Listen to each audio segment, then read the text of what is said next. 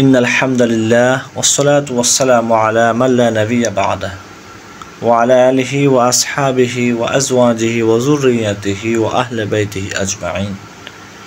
কাছে কিংবা দূরে, দেশে কিংবা প্রবাসে, যে যেখান থেকে আজকের ভিডিওটি দেখছেন, সকলকে আমার পক্ষ থেকে আন্তরিক শুভেচ্ছা ও মোবারকবাদ। আসসালামু আলাইকুম ওয়া রাহমাতুল্লাহি তাআলা ওয়া বারাকাতুহু।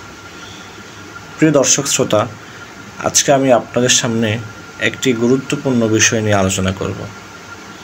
আমাদের বর্তমান সময়ে যে সমস্যাটা প্রকোপ দেখা যাচ্ছে সেটি হচ্ছে, আমাদের যখন ছেলে সন্তান জন্ম নেয় আমরা খুব খুশি হই, পক্ষান্তরে আমরা যখন মেয়ে সন্তান জন্মদান করি তখন আমাদের মুখমণ্ডল মলিন হয়, আমাদের হৃদয়ে কার্পণ্যতা চলে আসে। আমরা ছেলে সন্তানকে বেশি ভালোবাসি, আমরা মেয়ে সন্তানকে কম ভালোবাসি। আমরা ছেলে সন্তানের জন্য দামি দামি জিনিস কিনি, ছেলে সন্তানকে ভালো ভালো খাবারগুলো খাওয়াই, ছেলে সন্তানকে অধিক যত্ন করি।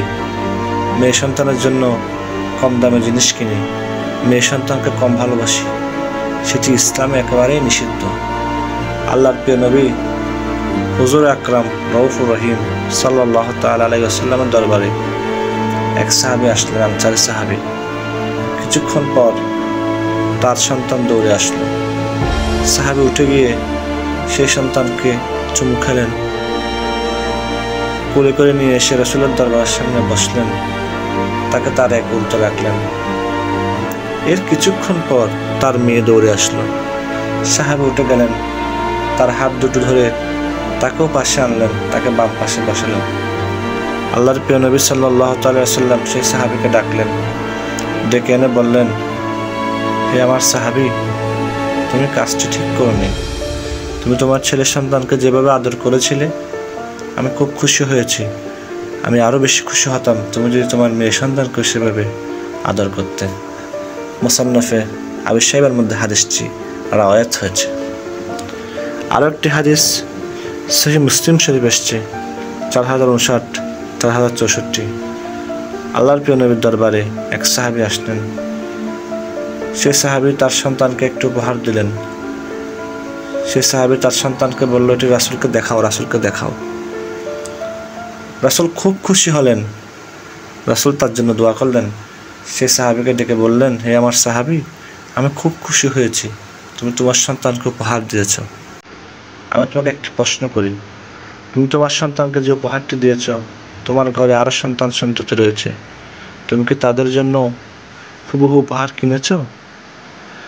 তখন সে সাহাবী উত্তর দিলেন, না ইয়া রাসূলুল্লাহ। তখন রাসূল তাকে নিষেধ করলেন।